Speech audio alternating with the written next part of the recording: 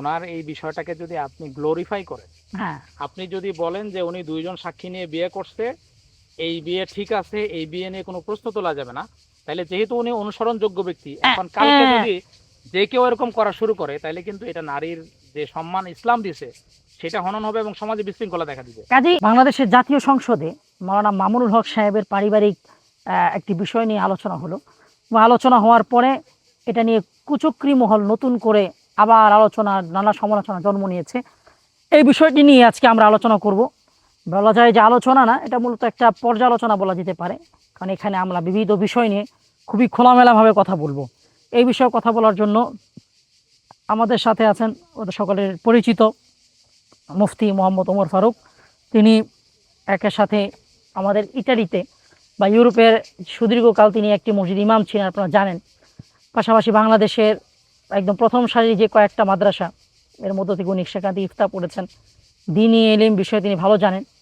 তো কয়েকটা বিষয় আমরা যেহেতু বলবো, সেহেতু সেখানে ইমানি বা দুঃখিত মানে ইলমি কিছু বিষয় চলে আসবে, এই জন্য ওনার এই পরিচয়টা আমরা দিলাম। আসসালামু আলাইকুম রহমতুল্লাহ, আপনি কেমন আছেন হজরত? ওয়ালাইকুম সালাম রহমতুল্লাহ। আছি আলহামদুলিল্লাহ, তবে সার্বিক পরিস্থিতি নিয়ে আসলে খুব একটা ভালো নাই। আচ্ছা, সার্বিক পরিস্থিতি বলতে কি আপনি কি ওই পরিস্থিতি বোঝাচ্ছেন যেটা বর্তমানে বাংলাদেশের অধিকাংশ আলেম কিংবা দিনদার মহল বিব্রত অবস্থা বোধ করছে? মাওলানা মামুনুল হকের একটি ব্যক্তিগত অধ্যায় নিয়ে জাতীয় সংসদে আলোচনা হলো, এই বিষয়টা নিয়ে।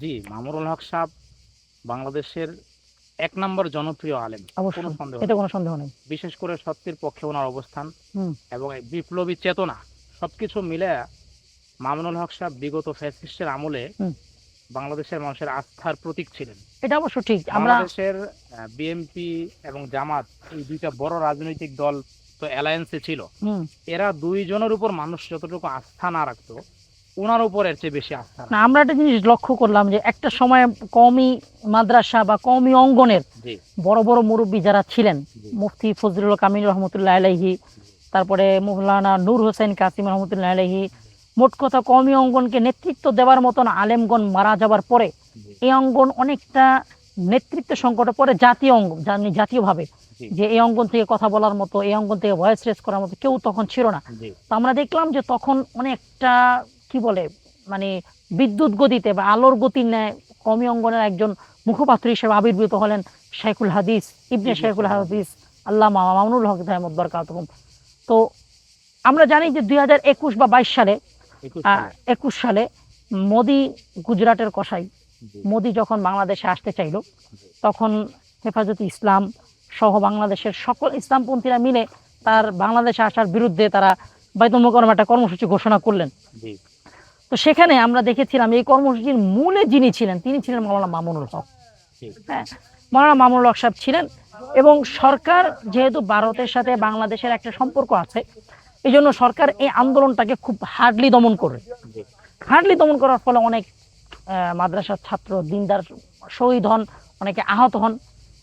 এই আন্দোলনটা স্তীমিত হওয়ার দুই একদিন পরে, যখন এখনো আহতরা হাসপাতাল থেকে বাড়িতে যান নাই বা যারা নিহত হয়েছেন তাদের শোকটা এখনো শেষ হয় নাই, এরপরে আমরা দেখলাম নারায়ণগঞ্জের রয়্যাল রিসোর্টে মাওলানা মামুনুল হক সাহেব ওনার দ্বিতীয় স্ত্রীকে নিয়ে গেলেন। এবং মাওলানা মামুনুল হক সাহেব ভাষ্য অনুযায়ী যে রাষ্ট্রযন্ত্র ওনার বিরুদ্ধে ওনার কল ট্র্যাপ করে ওনাকে সেখান থেকে ওনার দ্বিতীয় স্ত্রীর সাথে ওনাকে ধরলো। আচ্ছা, এইখানে আমি আপনার একটা প্রশ্ন রাখতে চাই যে এই মুহূর্তে, যে মুহূর্তে মাদ্রাসার ছাত্ররা হাসপাতাল থেকে অসুস্থ অবস্থায় ফিরেনি, শহীদদের ঘরের শোক কাটেনি, এই মুহূর্তে দ্বিতীয় স্ত্রী নিয়ে রিসোর্টে অবকাশ যাপনের জন্য যাওয়া বা রিফ্রেশমেন্টের জন্য যাওয়া, এটাকে আপনি কোন দিক থেকে দেখেন? এখানে কি শরীয়ী কোনো বাধা কিংবা শরীয়ী কোনো হুকুম, নাকি মানে শরীয়ত এবং শরীয়তের বাইরে মেজাজের শরীয়ত সবকিছু মিলে আপনি এই বিষয়ে আপনার মানে পর্যালোচনাটা কি হতে পারে? দেখেন, বিষয় হচ্ছে কি, আপনার স্ত্রী আপনার জন্য আপনার সব জায়গার সঙ্গী। আমরা যদি দেখি রাসূলুল্লাহ সাল্লাল্লাহু আলাইহি ওয়াসাল্লাম যুদ্ধের ময়দানেও কিন্তু তার স্ত্রীদেরকে নিয়ে যেতেন, হ্যাঁ, স্বজনদেরকে নিয়ে যেতেন। তো আপনি যেই মুহূর্তেই বলেন, আপনি হচ্ছে যে রাষ্ট্রে যুদ্ধ লাগছে, যাই হয়েছে, সেই মুহূর্তে আপনি আপনার স্ত্রীকে নিয়ে থাকতে পারেন, যে কোনো জায়গায় যেতে পারেন। আপনি বাংলাদেশ না, আপনি বাংলাদেশের বাইরেও সফরে যেতে পারেন, এতে কোনো ধরনের অসুবিধা নেই। আচ্ছা, কিন্তু ক্রাইসিস যেটা হয়েছে সেটা হইলো ওনার দ্বিতীয় স্ত্রী হওয়ার কারণে এবং যেই পোস্টের মধ্যে মামুনুল হক সাহেব এই 501-এর যে ঘটনা এটাকে কেন্দ্র করে উনি যে ওনার জায়গা থেকে যে অবস্থানটা ক্লিয়ার করছেন এই যে সংসদে যে ওনার আচ্ছা, এই জায়গাটা আমি আপনাকে একটু থামাই যে মাওলানা মামুনুল হক সাহেব যে তার স্ত্রীকে নিয়ে রয়্যাল রিসোর্টের 501 নাম্বার রুমে অবস্থান করছিলেন, এই বিষয়ের পরে আওয়ামী লীগ তাকে হেনস্থা করলো, আওয়ামী লীগ তাকে এই বিষয় থেকে কেন্দ্র করে জেলেও নিল, মানে এটার সাথে আরো অনেক কিছু অ্যাড করে আর কি, এবং ওনার বিরুদ্ধে মামলা হলো। সম্প্রতি মামলাটাকে ওনাকে নির্দোষ হিসাবে খালাস করলো। কিন্তু কিছুদিন আগে জাতীয় সংসদে বিএনপির একজন এমপি বলা যায়, সংসদ সদস্য, মাননীয় সংসদ সদস্য, তিনি ওনাকে এই কথাটা বললেন। এই নতুন করে জিনিসটা আলোচনায় আসলো, এটাকে মুতাবিয়ে বললো এবং স্পিকার নিজেই বললেন অন্ধকার দিক। মানে জিনিসটা নিয়ে একটু হাস্যরস হলো জাতীয় জায়গা সংসদে। থেকে, স্পিকারের আচ্ছা জায়গা থেকেও, এবং যিনি কথা শুরু করছেন আচ্ছা, তিনিও, যদিও স্পিকার পরবর্তী ওনার বক্তব্য এক্সপান্স করেছেন। জি, জি। আচ্ছা, তো এই আর কি। এরপরে মাননীয় হক কি করলেন, স্পিকার যখন বললেন যে এই জিনিসটা একটা অন্ধকার অধ্যায়, এই জায়গাটা উনি ক্লিয়ার করেন নাই, দেখলাম যে একদিন বা 2 দিন পরে মামুনুল হক ফেসবুকে একটা স্ট্যাটাস দিলেন, লম্বা স্ট্যাটাস দিলেন, সম্পূর্ণ ঘটনা উনি তুলে ধরলেন। আপনি নিশ্চয়ই স্ট্যাটাসটা পড়েছেন। জি। আচ্ছা, ওই স্ট্যাটাসটা পড়ে আপনার অনুভূতিটা কি? সেখানে কি কোনো সাদৃশ্য, বৈসাদৃশ্য, কোনো যৌক্তিক অযৌক্তিক কোনো কথা আছে কিনা, আপনার কাছে কি মনে হয়? জি, জি। না, আমি আসছিলাম ওই বিষয়টাতে। বিষয়টা হচ্ছে, দেখেন, যখন রিসোর্টে তিনি গেলেন হুম, হুম, তখন অনেস্টলি, হুম। আমি যদি অনেস্টলি বলি, এবং আমার সাথে দর্শকরাও একদম, আমার এইখানে অনেক দর্শক বলছেন যে উনি ওনার স্ত্রীকে নিয়ে যে কোনো জায়গায় যেতেই পারেন, এটা বাট অবশ্যই। ওই মুহূর্তটায় আসলে বাংলাদেশের মানুষ এটা এক্সপেক্ট করে নাই। বাংলাদেশের মানুষ ওই মুহূর্তটায় একটু অপ্রস্তুত হয়েছে, একটু আচ্ছা, বিব্রত বোধ করছে। এটা হলো প্রথম কারণ যে আচ্ছা, এই শোকের মুহূর্তে উনি যেখানে ওনার জায়নামাজে থাকার কথা, উনি ওইখানে কেন ওই জায়গায় গেলেন। তো এইটাকে আসলে কারোর কাছে খারাপ লাগুক বা না লাগুক, স্ত্রীকে নিয়ে গেলে এটা অবশ্যই জায়েজ, এটা আপনি কোনোভাবে এটা সমালোচনা করতে পারবেন না। কিন্তু ক্রাইসিস যেটা দাঁড়াইছে, যেটা ওনার পোস্টের, উনি যে পোস্টটা এখন দিছেন, এই পোস্টের মাধ্যমে ওই সময়ের মানুষের মনের নানা সন্দেহের কিছু বীজ বপন হয়েছিল বলা যায়, কিছু বীজ বপন হয়েছিল, কিছু জিনিস মানুষ সন্দেহের উদ্রেক নিজের থেকে ওনার পক্ষে এক্সট্রা ভালো, যেটাকে শরীয়তের ভাষায় সুধারণা বলে, সেটা করে নিছিল।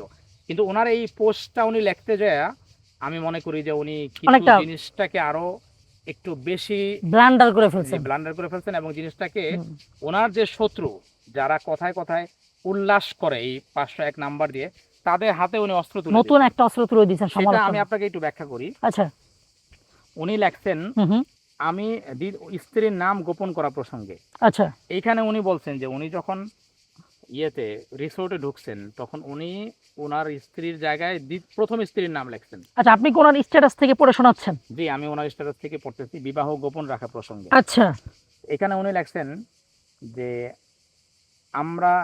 আমাদের উপমহাদেশে একাধিক বিবাহ একটা জটিল বিষয়। আচ্ছা, অধিকাংশ ক্ষেত্রে যারাই একাধিক বিবাহ করেন, তারা প্রথম পরিবার থেকে একটা সময় পর্যন্ত লুকিয়ে রাখেন। এটা সত্য, এটা সত্য। পরিবার কোনোভাবেই তা মানতে চায় না। এই যে বিষয়টা, এইখানে আসলে গোপন বিয়ের একটা বিষয় চলে আসে, যে এটা শরীয়ত হাইসিয়ত কি। দেখেন, আমি একজনকে ভালোবাসি, সর্বজন শ্রদ্ধেয় আলেম, এটা আমার ভালোবাসার জায়গা, কিন্তু আমি যখন আল্লাহর বিধান বলবো, তখন তো আমাকে ওইটাই বলতে হবে যেটা কোরআন সুন্নাহ বলে। কারণ কোরআনে আল্লাহ বলছেন, ওয়ালা তাখুযকুম বিহিমা রাফাতুন ফি দীনিল্লাহি ইন কুনতুম তুমিনুনা বিল্লাহি ওয়াল ইয়াউমিল আখির। শরিয়া যদি কাউকে শাস্তি দিতে বলে, সেই শাস্তি দেওয়ার ক্ষেত্রে হচ্ছে যে কোনো ধরনের তার প্রতি মমতা দেখানোর সুযোগ নেই। এখন আমি যখন মাসাইল বলবো যে মুফতি, আমাকে সেটাই বলতে হবে যেটা কোরআন সুন্নাহ আমাদেরকে বলে। এখন এই বিবাহ গোপন রাখা প্রসঙ্গে উনি যেটা বলছেন, এটা একটা বাস্তবতা, এটা একটা সামাজিক ট্যাবু বলা যায়। হ্যাঁ, সমাজ একাধিক বিয়েটা মেনে নিতে চায় না, স্ত্রীও মেনে নিতে চায় না, সমাজও মেনে নিতে চায় না। বাট শরিয়া যেটা বলছে, তিরমিজি শরীফের 1089 নম্বর হাদিস, সেখানে রাসূল সাল্লাল্লাহু আলাইহি ওয়াসাল্লাম বলছেন, আলিনু হাযান নিকাহ ওয়াদরিবু আলাইহি বিদ্দুফ ওয়া ওয়াদরিবু ওয়া ওয়াজআলুহু ফিল মাসাজিদ, যে তোমরা বিয়েটা এলান করো, তোমরা বিয়েটা প্রকাশ্যে করো, এবং আমাদের সমাজে একটা কথা আছে না, যে ঢোল বাইরে বলো সব জায়গায়। হাদিসে ওই কথাই বলা হয়েছে যে তোমরা ঢোল বাইরে মানুষকে জানান দাও। কারণ জেনা আর বিয়ের মধ্যে পার্থক্যই হচ্ছে, জেনাটা হবে গোপনে আর বিবাহটা হবে প্রকাশ্যে। আমরা এর আগেও দেখছি বাংলাদেশে প্রায় একটা কথা আসে যে বিয়ের প্রলোভন দেখায় ধর্ষণ। তার মানে হচ্ছে যে দুইজন জেনা করছে, আমি এটা ওনার ক্ষেত্রে বলতেছি না মাআযাল্লাহ মিন যালিক, আমি ঘটনার প্রেক্ষাপট অন্য মানুষের ক্ষেত্রে বলতেছি যে দুইজন জেনা করছে, জেনা করার সময় বলছে যে তুমি আমার বিয়ে করবা, ছেলে বলছে বিয়ে করব, কিন্তু পরে ছেলে মনে করছে যে তো চরিত্র ভালো না, তাহলে আমি এর বিয়ে করব না, পরে তার বিরুদ্ধে সে মামলা করতেছে। তো এই যে নারী তাকে জেনা করার সুযোগ পাইলো গোপনের কারণে, পরবর্তীতে তাকে আর বিয়ে বিয়ের করলো না। প্রলোভন দর্শন কিন্তু অনেকটা। যদি কোনো মানুষ কোনো নারীকে সমাজে, মসজিদে, এলান করে বিয়ে করে, সেন্টারে কোথাও বিয়ে করে, তখন কিন্তু ওই নারীকে কিন্তু এই পুরুষ ধোঁকা দিতে পারে। ঢোকার সুযোগ নেই। তো এখন মামুনুল হক সাহেব যেটা বলছেন যে আমাদের সমাজের বাস্তবতা হচ্ছে দ্বিতীয় বিয়ে গোপন রাখা, কিন্তু শরিয়ার কথা হচ্ছে যে বিয়ে প্রকাশ করতে হবে। যদি বিয়েটা প্রকাশ্যে না করা হয় তাহলে এটা আসলে মেজাজে শরীর খেলাফ। আমি একটা কথা বলছি যে বিয়ে গোপন রাখার সুযোগ নাই, তো অনেকে বলছে যে ভাই আমাদের হানাফি মাযহাবে তো যে ইজাব কবুল হয় যদি আর দুইজন সাক্ষী থাকে তাইলে বিয়ে জায়েজ হয়ে যায়। হ্যাঁ, এটা ঠিক আছে, এটা আমি নাজায়েজ বলবো না, কিন্তু এটা হচ্ছে শরীয়তের নজরে, মানে শরীয়তের মেজাজে দৃষ্টিতে নিকৃষ্ট। মেজাজে শরিয়ার এখন মনে করেন খেলাফ। আমার ক্ষুধা লাগছে, আমার এখানে মাটি আছে, আমি কিন্তু মাটি খাইতে পারি, মাটি খাওয়া কিন্তু জায়েজ আমার জীবন বাঁচানোর জন্য, বা হারাম খাবার খাওয়াও যায়, শুকরের মাংস খাওয়াও যায় যদি হচ্ছে আপনি মরে যাওয়ার আপনার আশঙ্কা হয়, ঠিক আছে। কিন্তু আমি যখন রাষ্ট্রের একজন অনুসরণীয় ব্যক্তি, বাংলাদেশের 1 নম্বর জনপ্রিয় আলেম, তখন যখন আমি এই ধরনের কাজ করব, আমাদের তখন কিন্তু এটা আসলে মেনে নেওয়াটা যেমন কঠিন। আমাদের ওলামায়ে কেরাম আমাদের একটা আরবিতে কথা আছে, হাসানাতুল আবরার সাইয়্যাতুল সাইয়্যাতুল মুকাররাবিন, মুকাররাবিন, অর্থাৎ সাধারণ মানুষের নেক কাজও যারা আল্লাহর অনুসরণীয়, প্রাপ্ত ব্যক্তি তাদের তাদের জন্য কাছে ওইটাও ঠিক আছে। দূষণীয়। হ্যাঁ, তাদের কাছে আরো বেশি ভালো হওয়া জরুরি। তো সেই জায়গা থেকে শরিয়ার দৃষ্টিতে এটা অপছন্দনীয় কাজ হয়েছে, আমি যতটুকু দিন শরিয়া বুঝি। এবং ইমাম আহমদ ইবনে হাম্বল রাহিমাহুল্লাহর মতে তো এই বিয়ে জায়েজই নাই, যেটা গোপনী বিয়ে। তো এখানে ওলামায়ে কেরামের ইখতিলাফ আছে, বাট হাদিসের শব্দ থেকে যেটা বোঝা যায় সেটা হচ্ছে যে এই ধরনের বিয়ে হাদিসে পছন্দনীয় না। ওকে ওকে। এই ধরনের ব্যক্তির এই ধরনের কাজ থেকে বিরত থাকা উচিত ছিল, এবং তার এই ভুল করাটা, আমি এটাকে ভুলই বলবো, যেটা ভুল সেটাকে ভুল বলতে হবে, তার এই ভুল করাটা হাসিনার জন্য যেমন একটা অস্ত্র হয়ে গেছিল, এবং তার ভুলের ধারাবাহিকতায় হাসিনা হেফাজতের উপর যে একটা কন্ট্রোল নিতে পারছে, এবং কারণ উনি অনেক ছিলেন অসংখ্য, হ্যাঁ। আমরা দেখছি ঢাকা শহরে আমাদের ভাই ব্রাদার যারা আমাদের বয়সের, এটা তো আরো 5 বছর 6 বছর আগের ঘটনা, আমাদের বয়সের যারা হেফাজতের নেতা তাদেরকেও ছাড়ে নাই হাসিনা। একদম পুরো ঢাকা ক্লিন করে ফেলছে। ওনার দুর্বলতাটাকে সুযোগ নিয়ে, ওনার যে এই যে শরীরে যে দুর্বলতা, প্লাস উনি যে এইটা ভুল করছেন, আল্লাহ ওনার ভুল ক্ষমা করুক, এইটার সুযোগটা আসলে হাসিনা যেমন কাজে লাগিয়েছে, এখন বিএনপি সরকার আইসাও বিএনপির মধ্যে তো ভালো মানুষও আছে, খারাপ মানুষ আছে, অবশ্যই অবশ্যই, তারাও ওই সুযোগটা কন্টিনিউ করতেছে, যেইটা অ্যাকচুয়ালি বাংলাদেশের মানুষ যেটাকে একটা দুঃস্বপ্ন মনে করে ভুলতে চায়, সেইটা বারবার সামনে আসতেছে। এই জন্য আমি বাংলাদেশের মুসলমানদের আসলে এই ক্ষেত্রে কি করণীয় এই জিনিসটা আমি আজকে খোলাসা করবো, যেন ফার্দার এই জিনিসগুলো আর আলোচনায় মানে অনেকে দুষ্টামি করে বলেন যে জামায়াত ইসলামীকে যেমন 71 ছাড়বে না, হ্যাঁ, এমন মাওলানা মামুনুল হককেও নাকি এই ঘটনাটাও তার পিছনে ছাড়বে না। এটা অনেকে বলেন, অনেকে লেখালেখি করতেছেন, কোনোভাবেই বের হইতে যেমন উনি কিন্তু সম্প্রতি লিখছেন যে এখন থেকে আমরা 501কে উদযাপন করব। আচ্ছা, এখন যেমন একটা মানুষ যখন ভুল করে, আমরা মনে করি যে ভুল করলে সে যদি বলে যে এটা আমার ভুল ছিল, যে এটা যেটা হয়ে গেছে আমরা তওবা করতেছি, দেন এটাকে কিন্তু আমরা বলতে পারি যে একটা মানুষ ভুল করতেই পারে। যখনই কেউ বলে যে এখন থেকে আমরা 501 হাসিনার ব্যর্থ প্রজেক্ট এবং আমাদের জন্য বিজয়ের প্রতীক, এটা এই যে উনি যে নিজেকে 501কে সেলিব্রেট করবে, এটা আপনি কোন দিকে ভাবেন? এটা তো আরো ব্ল্যান্ডার হয়ে গেছে।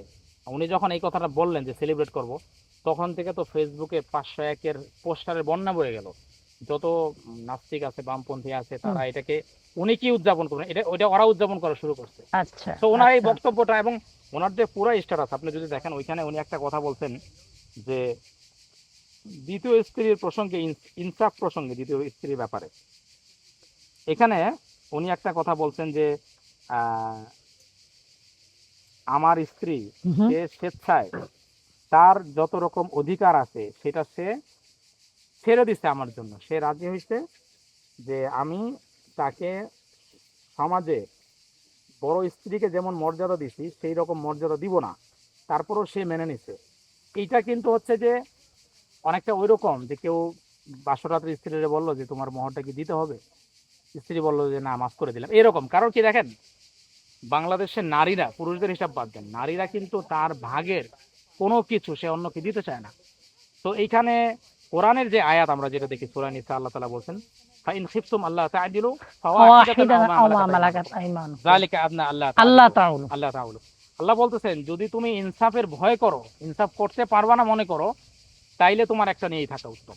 তার মানে এখানে বোঝা যায় যে স্ত্রীর মৌখিক কথা যে আমি আপনারা সবকিছু মাফ করে দিলাম, এটা আসলে মূল কথা না। মূল কথা হচ্ছে যে আপনার একাধিক স্ত্রী হলে আপনাকে ইনসাফ করতে হবে। এখন ওনার স্ত্রীকে উনি বিভিন্ন সময় বিভিন্ন জায়গায় রাখছেন, সমাজে যে পরিচয় করায় দেন নাই, এটাও তার প্রতি এক ধরনের নাইনসাফি। হ্যাঁ, তারপর আরেকটা বিষয়ে যে জিনিসটা, সেটা হলো আমাদের কাছে এটা খুব দুঃখ লাগলো।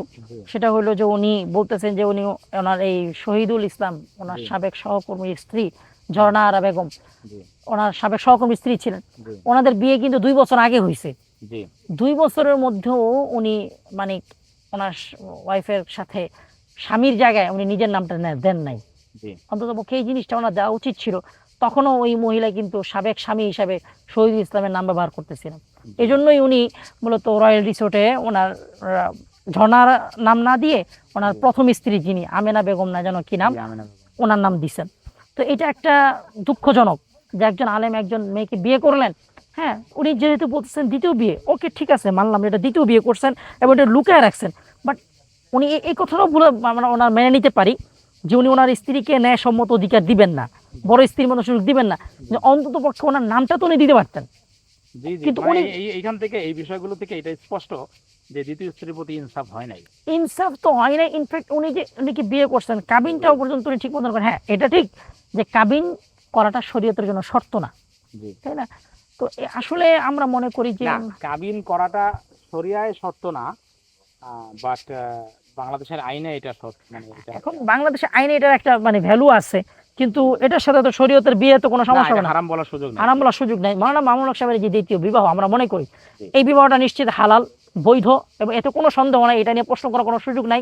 তবে ওনার যে পন্থাটা, কর্মপন্থাটা, আমরা মনে করি যে এটা এখানে মানে আমরা এটাকে ভুল বলবো নাকি না। আমি যেহেতু উনি বড় আলেম, কাজেই এটা ওনার ভুল বলবো। আমি বলবো না উনি খারাপ কাজ করছেন। আচ্ছা, বাট ওনার কাছ থেকে এই ধরনের কাজ দেশবাসী আশা করে না, এবং শরীয়ী হাইসিয়তেও এটা সমর্থনযোগ্য না, বা এটা ওনার শানের সাথে এটা যায় না। আশা করব যে উনি এই ব্যাপারে সতর্ক থাকবেন।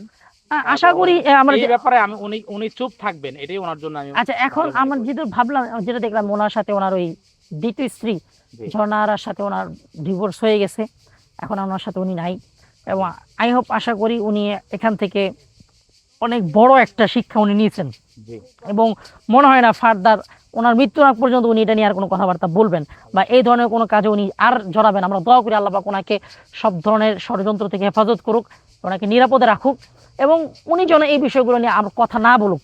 কারণ একটা জীবনের মানে অন্ধকার অধ্যায় নিয়ে, যেটা আমরা সবাই জানি, শিক্ষিত, অন্ধকার বলার দরকার নাই, অস্পষ্ট বলতে হবে। আচ্ছা, অস্পষ্ট বলা যায়, একটা অস্পষ্ট, এটা নিয়ে আসলে, কারণ এটা আমরা একটা জিনিস, এটা ভুল, এটা নিয়ে আপনি যখন কথা বলতে যাবেন একটা ভুল। এখানে একটা বিষয় আমি স্পষ্ট করতে চাই, যেটা হচ্ছে যে এখন এই জন্যই আমাদেরকে এই বিষয় নিয়ে আলোচনা করা উচিত। আমাদের আলোচনার উদ্দেশ্য এটা না যে একজন মাওলানা মামুনুল হককে ব্যক্তি আক্রমণ করা, তার প্রতি আমাদের কোনো ব্যক্তি আক্রোশ, ব্যাপারটা তা না। আমাদের আলোচনার মূল উদ্দেশ্য হচ্ছে যে এটা একটা ভুল, এবং ইসলাম এই ভুল করা থেকে আমাদেরকে অনুৎসাহিত করে, এবং আমরা যেন ক্রমাগত বামপন্থীদের আক্রমণের শিকার না হই, তাদেরকে যেন আমরা কোনো সুযোগ না দিই। সুযোগটা মামুনুল হক সাহেব দিয়েছিলেন, আমরা যেন না দিই। আমরাও যে এটার বিরুদ্ধে সজাগ আছি, আমরাও যে ভুলটাকে ভুল হিসাবেই দেখছি, এজন্যই মূলত আজকে আমাদের আলোচনা। তো সম্মানিত দর্শক শ্রোতাবিন্দু, যারা আপনারা আমাদের আলোচনাটা দেখলেন, এই আলোচনার উপরে আপনাদের যদি কোনো মতামত থাকে, আপনাদের কোনো জানানোর কিছু থাকে, আপনারা আমাদেরকে প্রশ্ন করতে পারেন বা আপনাদের মতামত জানাতে পারেন। আশা করি আপনাদের সবাই আমাদের আলোচনাটা দেখে আপনাদের মূল্যবান মতামত পেশ করবেন। সবাই সুস্থ থাকুন, ভালো থাকুন। আর আলোচনা করে বা এই কামনা করে আপনাদের আজকের এই আলোচনা সভা বা আজকের এই আমাদের পর্যালোচনাটা শেষ করছি। আসসালামু আলাইকুম রহমতুল্লাহ।